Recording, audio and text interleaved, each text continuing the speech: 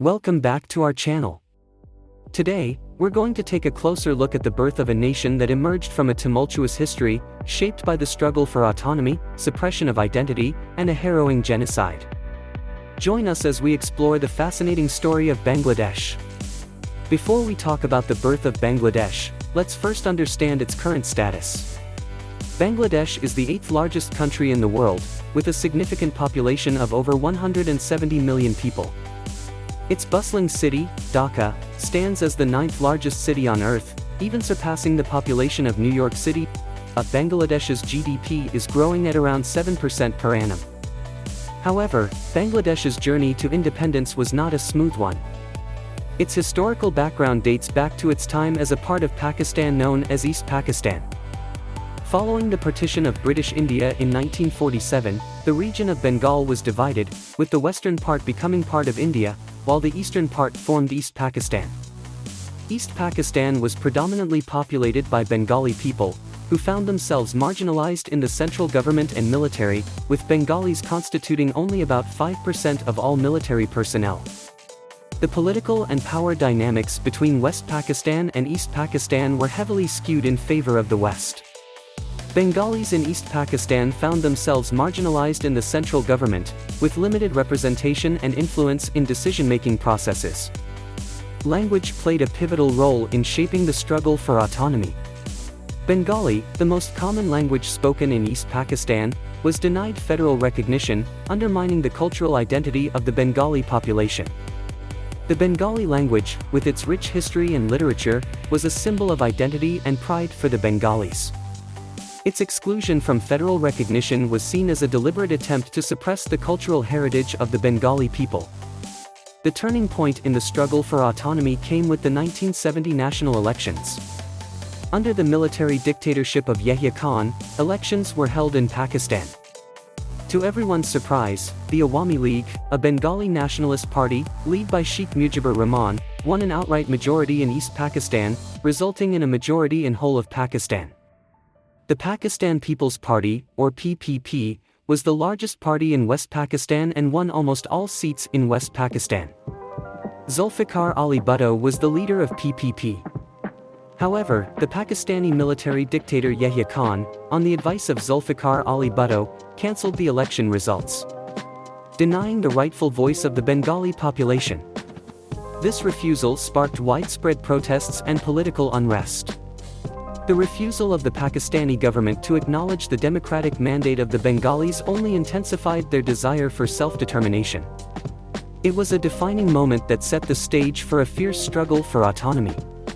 In response to the protests in East Pakistan, General Yahya Khan sent large number of troops under Lieutenant General Tika Khan.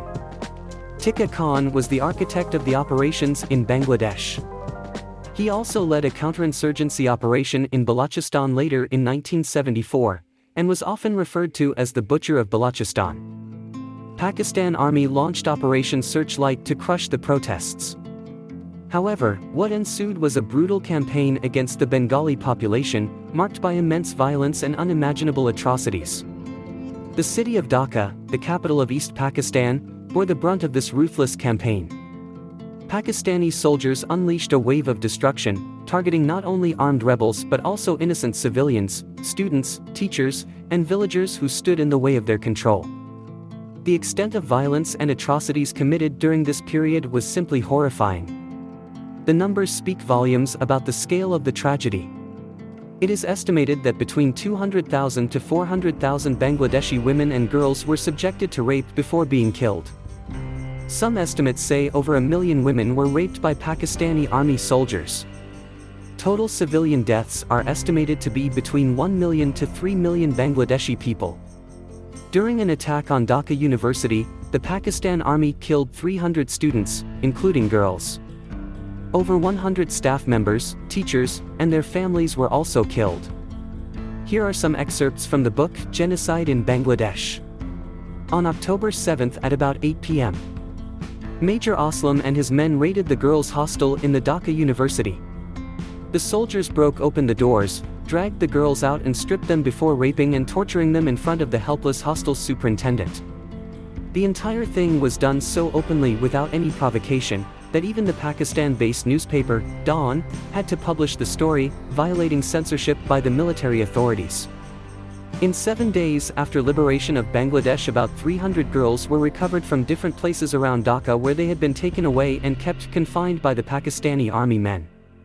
On December 26, altogether 55 emaciated and half-dead girls on the verge of mental derangement were recovered by the Red Cross from various hideouts of the Pakistani army.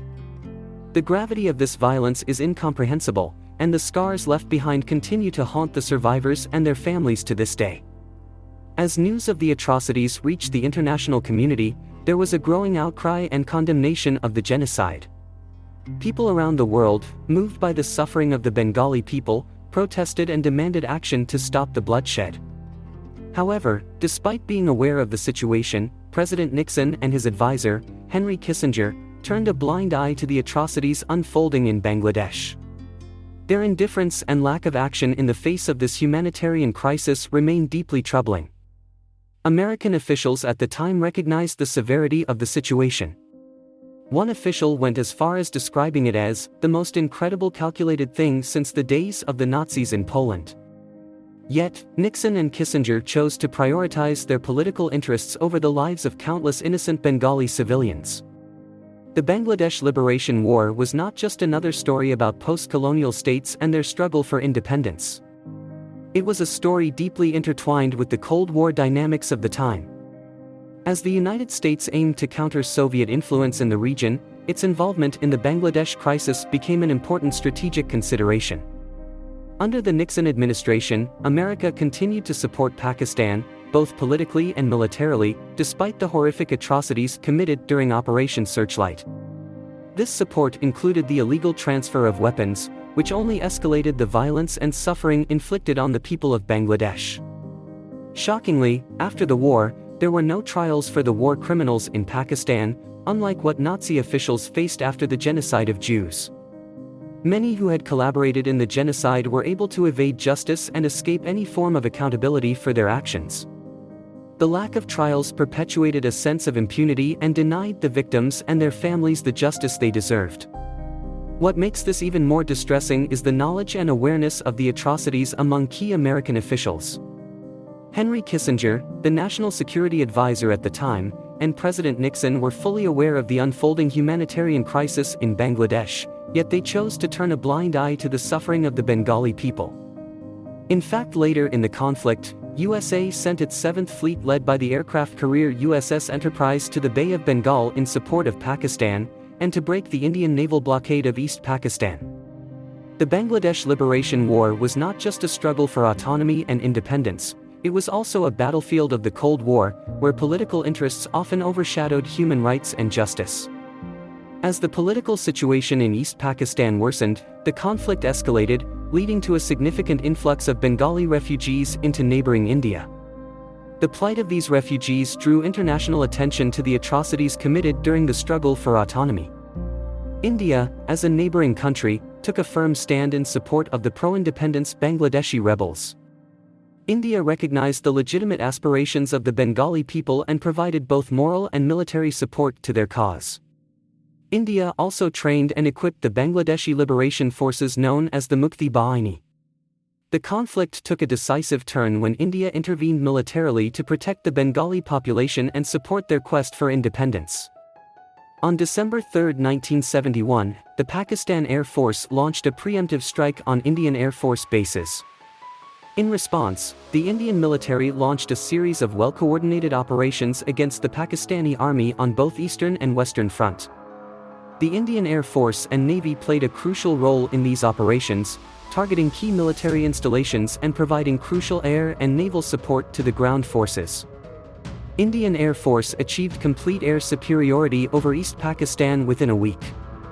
Seahawks fighter jets from the Indian aircraft carrier INS Vikrant also struck Chittagong, Barisal and Cox's Bazar, destroying the eastern wing of the Pakistan Navy and effectively blockading the East Pakistan ports, thereby cutting off any escape routes for the stranded Pakistani soldiers, or any chance of help coming in from West Pakistan.